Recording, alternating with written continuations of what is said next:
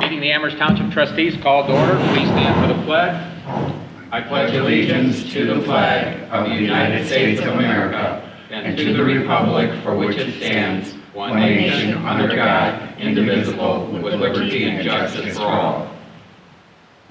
Abraham? Here. Lynch? Here. Urick? Here. And Kish is here. Yes. Somewhere. We'll start with the meeting minutes from the May 28th Amherst Township regular meeting.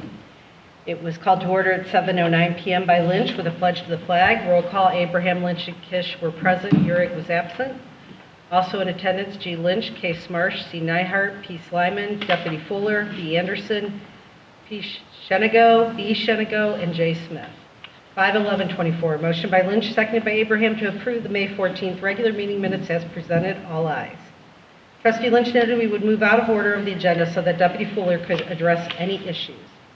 Deputy Fuller did not have a formal report. She is Amherst Township's community officer. Fiscal officer also noted receipt of the 2024-2025 OTARMA anniversary contribution and shared that information with the trustees for discussion. We are currently covered for $6 million at a yearly cost of $27,162.45.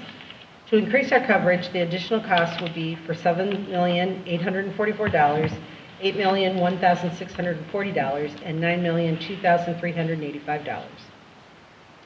5/12/24, motion by Lynch, seconded by Abraham, moved for consideration of optional coverage offerings by the Ohio Township Association Risk Management Authority for increased limits.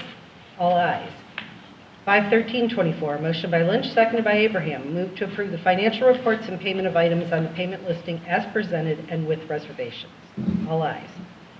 5/14/24, a motion by Lynch, seconded by Abraham, moved to approve that the April 2024 credit card account transaction detail has been reviewed per policy and is accepted as presented, subject to investigation. All ayes. Trustee Lynch recessed the regular meeting at 7:30 p.m. to move into the public hearing for a map amendment consideration to rezone approximately 84.64 acres from the present classification of a mixture of residential agricultural, RAG, general business, GB1, and light industrial, LI, to the proposed classification of mixed-use overlay, MU3. Trustee Lynch moved to return to the regular meeting from the public hearing at 7:48 p.m. 5/16/24, a motion by Lynch, seconded by Abraham, moved to approve map amendment for property owners P&P Partnership, LTD, Paul Slyman, and applicant Camco Properties, LLC, Rafter A, LTD, to rezone approximately 84.64 acres, consisting of permanent parcels 05-00-056-000-066, 0500-045, 000-040, and 05-00-045-000, 088, 0500-046, 000-028, and 0500-046, 000-001, fronting the east side of State Route 58 between 7516 and 7765 Levitt Road, and the south side of Middle Ridge Road between 45805 and 45705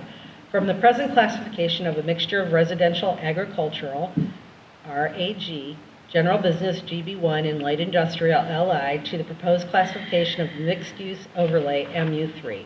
All ayes.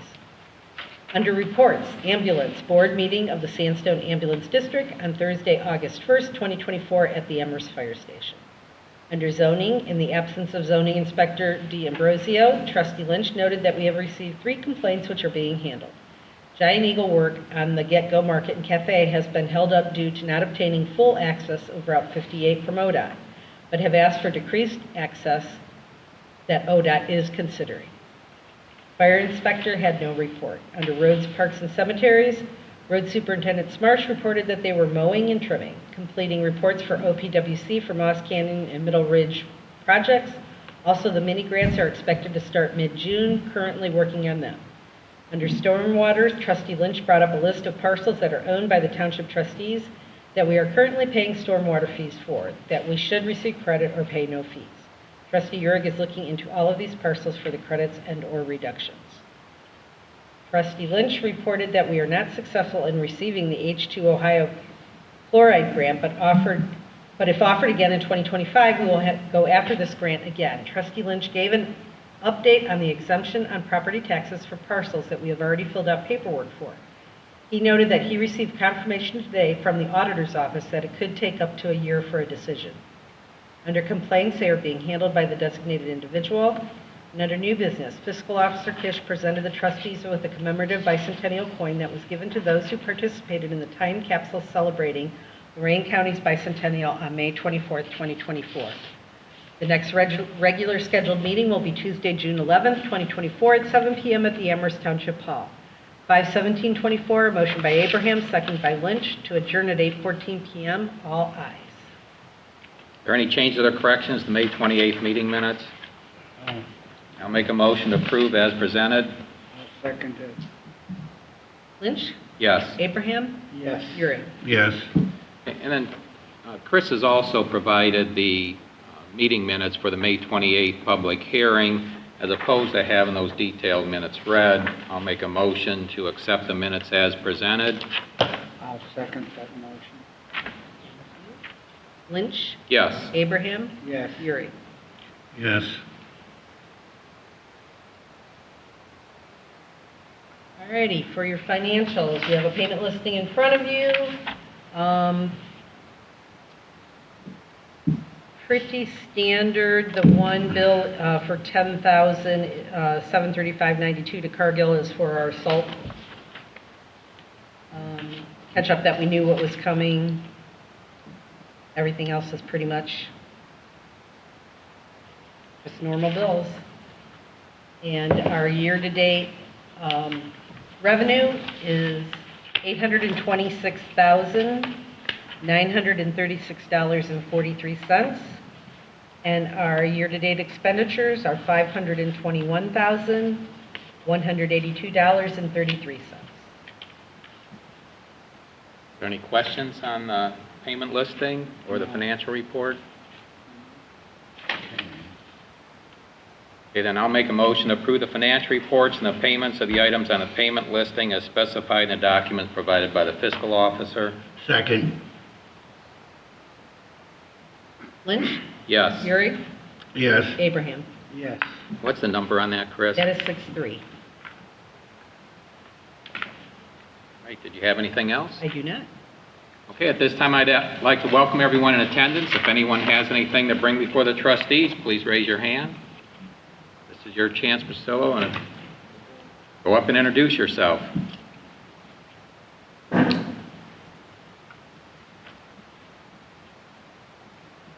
I want to thank the trustees for giving us this opportunity to speak here tonight. My name is Jack Hall. I'm running for Lorraine County Sheriff this November for 2024, and very familiar with how important the relationships must be between the Sheriff's Office administration, township trustees, and the fiscal officer in regards to providing the best service that we can to the residents of Amherst Township. And making my commitment to you, if elected sheriff, we will also have a regular presence at your committee meeting regarding we have a plan to handle that through a program that we call our Warden Program, comprised of residents of Amherst Township that will be able to speak on behalf of the Sheriff's Office and bring to the Sheriff's Office any community concerns that are raised in Amherst Township, so we may address those in a quick and efficient manner and make sure that we provide the best law enforcement service to you. I'm a 33-year veteran of law enforcement in Northeast Ohio, started my career in Sheffield, went to Avon Lake. I was there for 14 years as the detective sergeant, and then I took the position of captain of special operations with the Cleveland Metro Parks District, which encompassed 5 counties around Cleveland and Northeast Ohio. Ended my career recently for full-time as I was the chief of police of the Westfield OFIC Police Department in Medina County and still currently serve as a deputy sheriff in Medina County.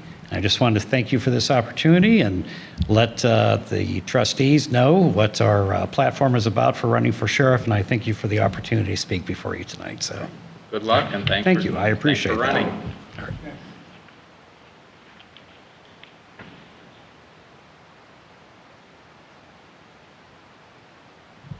Good evening. I'm happy that you've allowed us to speak here today. I am Tony Sillo, and I'm running for the Lorraine County Prosecutor's Office as the Republican candidate. I thought it was important that I begin to go to all of the different trustee meetings because I've been going to the group where everybody's together with Jerry Innes, and he's spoken to me repeatedly about how important it is to understand the issues that go around with the township trustees, to be familiar with that part of the law. And my vow to you would be to put somebody that would have the knowledge necessary to actually answer your questions quickly and timely, and that always be available to be answered, and to call me personally whenever you needed somebody to speak to. I worked in the prosecutor's office for 27 years, mainly handling all of the murder cases, all of the nighttime search warrants, and administering the criminal justice part of it. This is a different kind of step for me, and I look forward to any input you would have. I'd like to leave you my card if you want to call. If you have any questions for me as this process goes along, I'd be happy to answer them. Thank you. Thank you, Ms. Sello. Yeah, and as you're aware, most of our matters are usually civil and Yep. zoning and those types of issues. Right, which why I think it's important that we have somebody that receives a great deal of training in that area specifically. All right, thank you. Sure. Okay, I don't see anyone else, so we'll move on, and thank you, gentlemen. Okay, correspondence, Chris? I have none, I believe. What I did have you will speak on. Oh, you know what? And I skipped over that. I'm sorry. I went right by the budget. Yes. And that's probably why the correspondence is in a different order. Okay, the trustees do have the budget that Chris had put together based on the requests she's received from the different individuals in the department. She had sent this out to us earlier to look at. I know David had inquired if we were having a work session, because typically we do prior to approving the budget. This one, without any very large, out of the ordinary type expenses, is Chris has just kind of put a percentage increase across the board, and it's really a best guess, because it's like, let's take the wages and benefits there. It's pretty much looking at what the current inflation rate is, and as we've seen over the past couple of years, that keeps waffling all over the place. But right now, we're looking about 3.5%. In the long term, she is aware of the match that's required for the stormwater grant, the payments that we've got coming up on the new truck that should be delivered in August. And Linda did verify that the first payment is due upon delivery. And this shouldn't be an issue, but the supplier did indicate that if we need to, that can be adjusted, but that just means more finance costs in terms of that lease purchase. No, it was put in this year's budget, so I'm Yeah, ready so, whenever. and you've already got, for the additional funds we've got to pay now for the ambulance costs, so that's already there. But this is just a reminder, and then for the trustees, then within the notes is the question, we know, though it's not in this budget coming up, is we still expect that fire truck to be delivered in 2026. So it's on order, it's just, it takes that long now in the lead time. And we just don't want to forget that when we come up with that 2026 budget, and then we'll also have the new fire contract coming up in 2027. So those are just reminders for us as we come up with those future budgets. I know Kevin is still looking at putting together a smaller project for OPWC, and I know it's showing in here the portion from the previous projects and carrying over. We don't know if we'll be successful in getting that or not, but the lion's share of that, since we'll be in the subdivisions, will be at our cost. But with that, it's open to the trustees. If you don't have an issue with this budget, you've had some time to look at it. I prepared a resolution as if we're going to pass it tonight, recognizing that things can always be changed in the future. This is due back to the county auditor by July 19th. So that's where Chris wanted to make sure that it was here tonight, so if there were any hiccups, she had one more meeting. If there's any glaring change, we just have to, we're appropriation Mhm. and whatnot. Right. And so Extra it work for Chris. meets the Not that much. requirements, and it's a fairly good estimate of what we think we'll be doing, so. I know Linda, Kevin, Georgianne, they've all gotten their request in as far as what they needed. That might be different than what they've had in the past. Are there any questions on 10? No question. Let's vote on it. Okay, Make a motion that we approve the Township 2025 annual tax budget of estimated revenue and expenditures appropriation per Ohio Revised Code, Section 570528, adoption of a tax budget as prescribed by the Budget Commission of Lorraine County, Ohio. Addendum.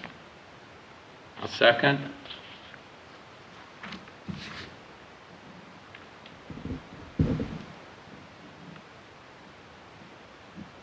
Discussion? Yeah, I seconded that, Chris. Okay. Urick? Yes. Lynch? Yes, Abraham? Yes. that's 6-4. That is 6-4. Okay, and now we'll go back to correspondence. David. I have nothing to bring forward at this time. Okay, Denny. Nothing to bring forward. Okay, I just had an update here. We did receive, and Chris actually received this and forwarded on for the property tax exemptions that we had filed. It was just the Department of Taxation recognizing that they've got the document. So now it's in their hands, and hopefully they rule in our favor. And it's just a wait and see. And as I indicated at a previous meeting, Lorraine County Auditor said that could take up to a year before they get a final decision. I hope it doesn't take that long. Gosh, people can have a new child in that time. Shouldn't take that long to review that document. What's the number of that last? 6-4. 6-4?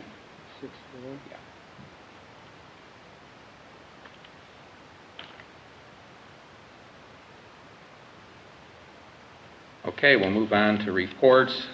Let me see.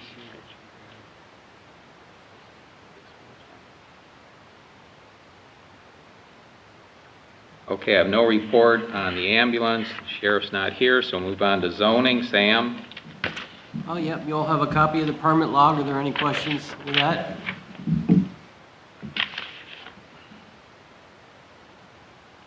Don't hear any, so. Okay. Also, you have a letter and sign that I asked the trustees to sign for a property cleanup.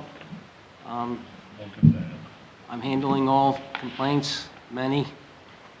So that's all I can say, I guess. There was one, I was surprised, there was one that came in on Oberlin Road, too.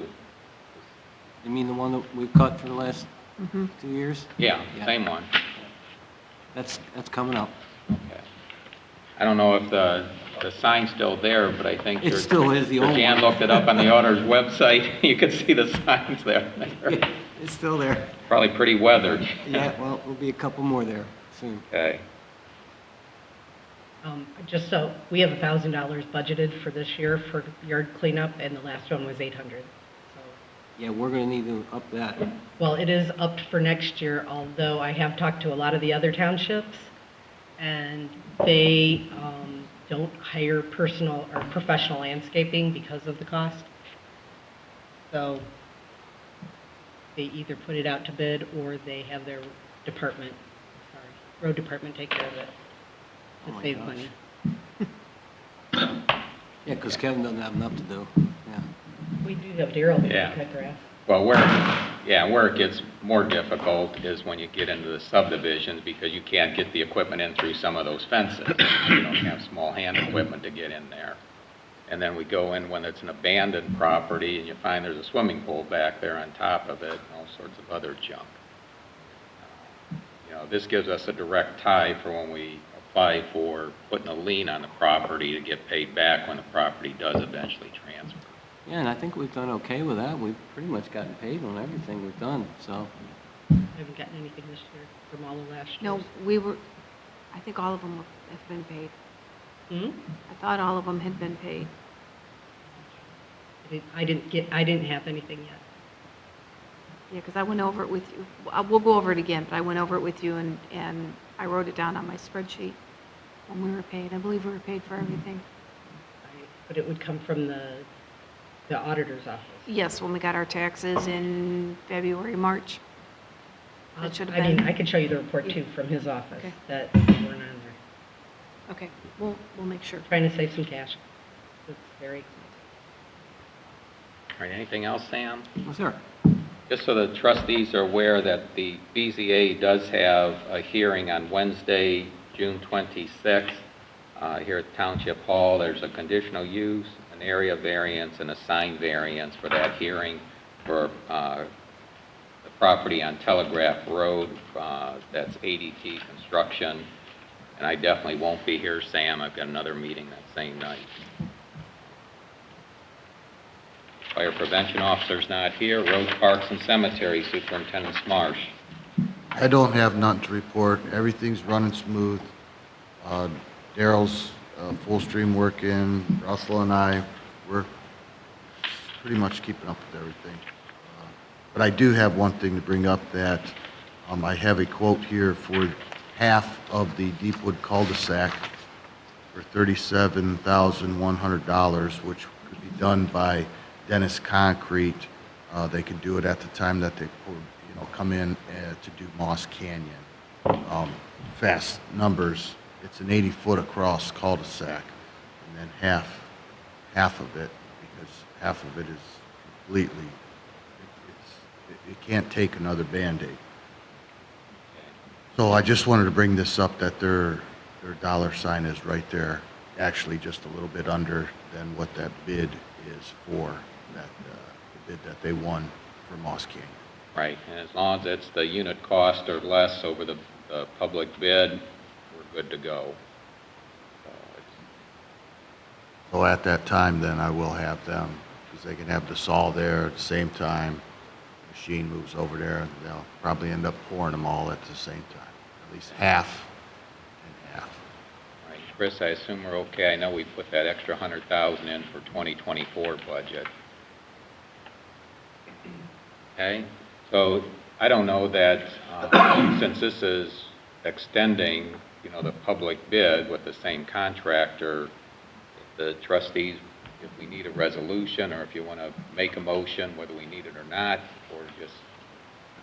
Would that be a change order, or would it be in the contract? It wouldn't be a changeover, and it wouldn't even be with Moss Canyon, that contract. This would be a whole separate invoice. It's just they're doing it at the same time. Because the Moss Canyon one's OPWC. Yeah.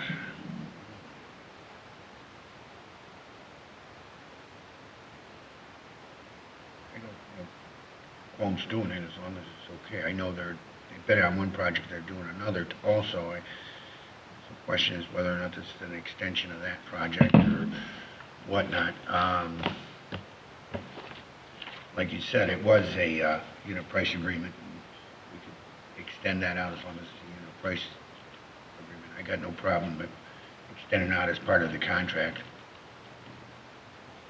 Scope, I know the OPWC, they approved for project, we're just extending it out. As a matter of fact, this would actually make their percentage less of the project than what we had originally requested.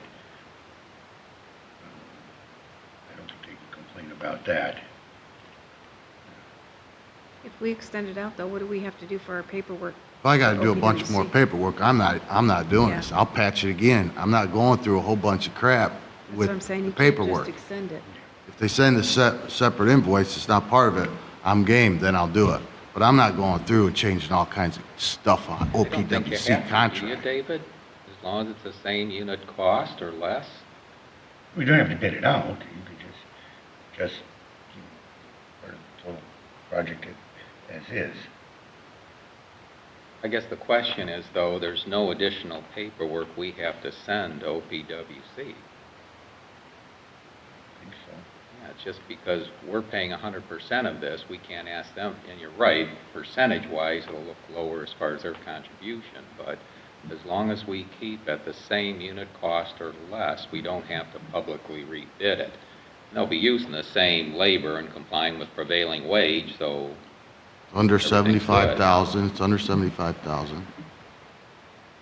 You know, the equipment's already down there, so you pull the old concrete out, you know, you're working with the same contractors that bring in the aggregate, you know, compact everything, same guys to pour the concrete. Okay? I got no qualms doing that section Deepwood. It's bad, it's bad. It's very bad. Well, it's like I said, we can get something extra out of it because the cost was so good. And we had money from the project left over and we had some extra money budgeted. We can get more done, you know, for that. You know, every square foot of concrete you replace is one hole you don't have to patch, Kevin. Yes, You know that.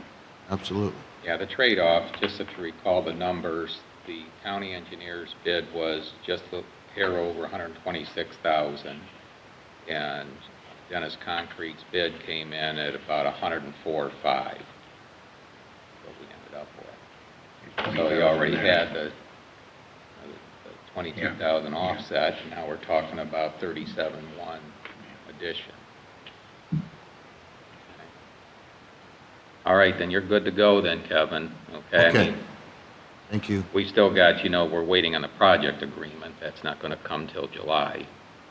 They know that. Yep. Okay. Okay, was there anything else? That's all I have. All right. Township Administrator Linda Ashley. We've just, let's see, first, the cemetery grant will be opening July 1st. Kevin's getting some quotes on, is it tree removal or tree trimming? Trimming. Trimming. On tree trimming, that would be the extraordinary maintenance that would qualify for the cemetery grant. And the grant is for $2,500. So as soon as July 1st hits, I'll be putting that in. Then we've just been working on this, I don't know if you wanted to discuss it tonight, but this zoning permit, zoning certificate use, I did see that Jacob Puller sent another Did see the email today. response today? I did see the email. Yeah, it's, I'm not sure what we want to do with it. I think we've got to talk with the prosecutor's office again. It's, I'm not sure. I mean, we've got text amendments and map amendments, and this, after I sent him what our current text is, and it seems like he still wants a zoning amendment, I don't know what we would change. So I think we're going to have to meet with the prosecutor and say, okay, this is what our zoning resolution says. You say we need an amendment. Give me the words to put into that, because otherwise, the way I see it, we're holding a public hearing to say, we said what we meant what we said. What do we change? Right, okay. So that's what we've been working on. Spending a lot of time doing it. We've been investigating fire code too, because that was another question that he had. So we've been reading fire code. I know Sam's been reading the building standards. I've been looking at them. Morgan's been looking at them. We're trying to see what we can see in there. And you did find the commercial building code was 1997, the implementation. I think I saw, you know, based on the email string, you Yes. got that public record for them. Yes, we have a copy of that. And there was something else I was just going to say, and it just completely went off, whatever. Okay, well, on the fire code, you know, I Oh, that's believe what it is was. in the time when Lucille Nagy was the trustee, so you're going to have to be digging back through those records. Actually, Morgan found that in 1936, the Okay. trustees, in those wonderful books that we have in the back, the trustees did adopt the fire code and to hire Amherst City for the fire Well, department. Jacob, he likes seeing that history, so it's It's there, it's there.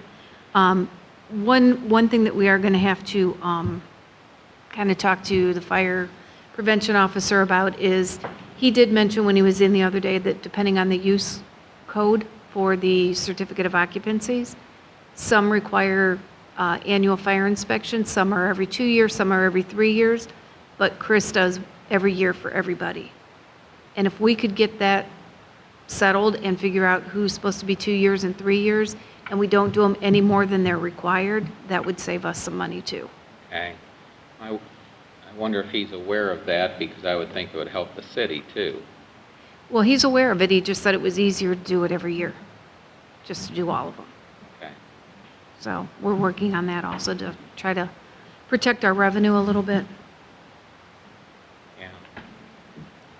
Yeah, especially with that new truck coming in at 1.3 mil and Yeah, yeah. And we're starting to, and Sam didn't mention this today, but we are starting to get the permits for sandstone. They're starting to come in.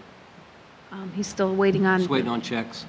And the taps, sewer Tap- taps, yeah. seats, yeah. But they're starting to come in. We have 10 of them right now. yeah, the taps will probably be coming soon. I don't think you were on the email string, but the county engineer sent an email today because they had called about it. You know, they're still waiting on First Energy to complete the electrical connection. And since they don't have prediction, obviously with this weather, people want to start making taps. And the way Bob Kleiber explained it, they've allowed the taps before, but they are going to plug the sewer. They don't want it going into the lift station because they don't have power there. And originally the developer wanted to go to the lift station, figuring they'd pump out there, but they get too many solids settling, and it's more difficult to flush out. They want to keep it in the manholes. The developer will have to pump it till First Energy gets things connected, but that way it's easier for them to flush the line versus the whole deep well. So, but that'll be coming, but I didn't bother forward because the way you'll see it is when there's a sewer permit, and they got a tap permit, so then you know you can issue zoning, because Right. that's our trigger. Yeah, that's what we're waiting on. Okay. Right. And we do have the first set of addresses for Phase 1 is over at the auditor. They are up on the website. I did notice there were 3 that were incorrect. They had one that was duplicated, so I did send them an email today. So hopefully they'll get that clarified within the next couple days. Obviously, the county engineer is aware of that, because he mentioned that the addresses, you know, that was one thing they're waiting on, get the plat, and once they got the plat, then the addresses, which Right. we provided. They have them and they're all tax mapped in GIS system. Okay. Good. That's it. Thanks, Linda. Are there any questions for Linda? No, I have no question. Just going to move on, stormwater, and David, did you want to bring up on the stormwater credit? I do have the last email that I'd sent you that will help with some of the wording you'll need to put in that application. Got a copy of the application for a credit, and there's, you get a credit for stormwater quantity, and you can get a credit for stormwater quality. I will talk with Don Romankic on this. I will go for both. There's Right. 3 items there. One, you've got that detention, well, 4 items. The detention basin with and the second item is the skimmer, oil skimmer on the detention basin. Third is the salt shed. And then the 4th item would be our gravel lot. You know, a certain portion of this property has a gravel lot, and that's less impervious than hard surface. So there may be some credit for that also, but that's what I would request on that, look at that. And you're talking, But, and I think also you were asking about the grinding, and I'm still looking around. You know, some of the history on that, we reached out to Illyria, and we were able to find, not in writing, at least orally, that they were paying a pretty large chunk of money to Barnes to run their yard, and to the extent that Barnes even had an employee over there to supervise the yard. So out of our, much more than what we're paying now. There was that one person who was trying to start up that organic composting facility on the west side of Lorraine. It was on again, off again, maybe on again. I may pursue that again. See if you'd be interested in some of the product or all of the product, and you might be able to do it at a lower cost than Barnes. But that's where we're at right now. I'm miffed. I don't see anybody out there having a silver bullet to get rid of the yard waste. dispose of it, to recycle it. Anyone out there seems to be paying, so. It's just something we keep working on, and see if we can find a cheaper alternative. Like you say, something, you know, 4,000 is now up to 18,000, it's definitely making itself noticed in the budget, so. Yeah, well, I would recommend strongly that you start talking with the county, both community development personnel and the solid waste district. I'm going to go back to the solid waste district was created. All communities received a portion of those tipping fees. And the objective was conserve landfill space. That's the number one objective. It's written right into the statute. And that 70,000, slow but sure, kept getting smaller, and now it's zero. So we get $0 to conserve landfill space. That yard waste, if we don't have a place where residents can put it, it's either going to end up being thrown off their yards, filling up the swales and the ditches, or it gets thrown in the roads, as Kevin's aware, between the grass and the leaves, and clogs up the storm sewers, and that's why we're asking for the stormwater credit on that particular property. It definitely preserves landfill space, but we may have to stop it. If we're starting to get up to $20,000, and that's just paying to get it ground and taken out, that's not the cost of our road guys over there and maintaining that. Exactly, You know, exactly. so- That's almost a daily chore for you, I believe. Well, you have to go there, open, close, inspect it.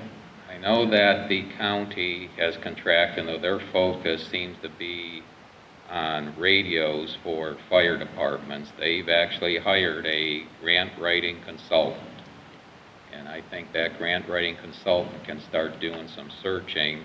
And we're not the only township that does this, but there are others, and perhaps they can do it collectively and figure out a way to reduce these costs. Because again, we went from where we used to receive $70,000 annually, and over the years it continued to decline to zero. And I understand that the county has an expense in maintaining their solid waste district, but I also know the history of this and how all communities were expected to participate. So now we participate, and it was always with the understanding you were going to get some cost offset. Well, now we get no cost offset. So it's a matter of what do they want us to do with this? If they want, we'll tell residents you got to bag it up. But you know not all of it's going to get bagged. That stuff's going to end up off their yards and adjoining yards that currently aren't developed, which means it's going to start floating down or plugging up those swales and drainage courses. So it's, we'll get more complaints about the decaying yard waste that we've got up on Middle Ridge. But just, you know, between the community development and solid waste, David, and I'd recommend you do it in writing, so if they're not going to help, you've got in writing exactly what their response is. Okay? You know, but they're the experts. They're paid full-time salaries to do that type of work. But you've got here specifically, let's at least get this, because we're paying over $1,000 a year to the county stormwater district for two facilities that we have multiple avenues here in both improving the stormwater quality and quantity on here. And the one, as far as in just for the right term, we don't have the skimmer on the detention basin. We've got the separator for the oil and automotive fluids versus stormwater. So if there's any spill in the garage or whatnot that goes down through the trench drains, it doesn't flush right out into the stormwater. So we can separate that. But when that was put in, that was obviously an additional cost also when we extended this hall. Okay? All right, thank you.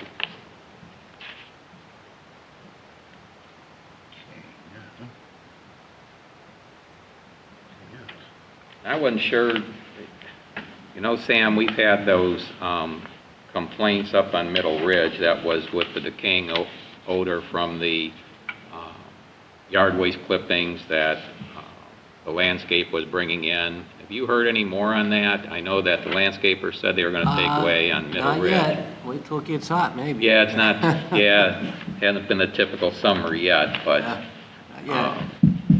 I know they assured us that they'd stop storing it there, but, Well, I had the health department out there, and they were really cracking down on them. They were giving them Okay. some options, and, yeah, okay. hopefully that helped. And then, the next one, David, this was on the, Sorry.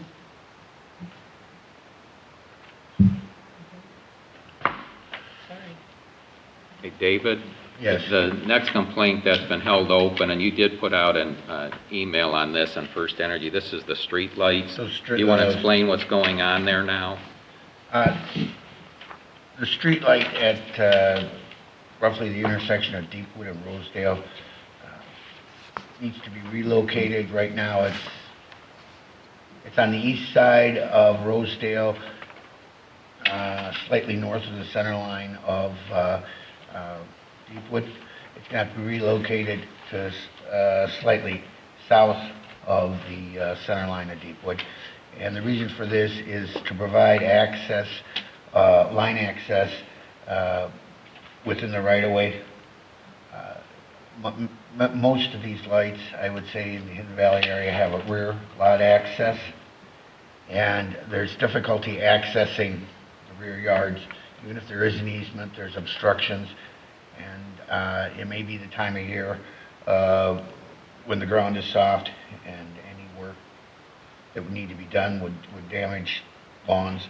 It's much easier to maintain the lights if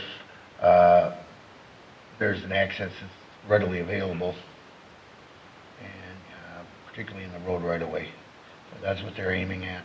That would bring a line down Rosedale from a pole along the right of way and to that light, to the location of the light, which really isn't that far. It's just on one side of the intersection to the other. So that's not a major change, because right now the current light there is accessed from a line that runs the back of the houses on Rosedale. The second light needs to be relocated. I believe it's Fieldstone and Hidden Valley Drive. Now that's been a thorn in our side. It has a rear access from the property on the east side of Hidden Valley Drive. Some difficulty accessing it. It doesn't appear to be exactly on the property line, so that it'd be really difficult to access from, say, the back, which would be the park.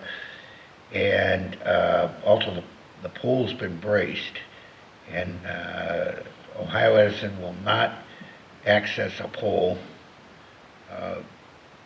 have a lineman climb a pole that's been braced. That's what they told me. So it's difficult to just check the connection up on the pole, because you can't get somebody to climb the pole. So the easiest way would be to bring it from a pole on the north side of Fieldstone, down Fieldstone to the intersection, and relocate the light from the east side of Hidden Valley Drive to the northwest corner of Fieldstone and Hidden Valley Drive. It should provide the same amount of light, like the intersection the same. The only thing, it may be off center from the other lights on Hidden Valley Drive, but the light at, I believe it's Trails End and Hidden Valley, that is also on the intersection. That's on the southwest corner of the intersection, as opposed to being across from the T. But those items are going to have to be done. So in the course of their work, they'll be installing new lights there. Okay. Thanks, David. Kevin, you won't have to notify anyone. It's on First Energy, and they've agreed to notify the residents, because it's, that'll probably become the first issue, is the person that's having a new hole dug in their yard. What are you doing? Why are you here? Are you going to put it back? Yeah, but when that happens, we'll close out this. Yeah, this yeah, I complaint. agree. Keep it there until those lights are on, unfortunately.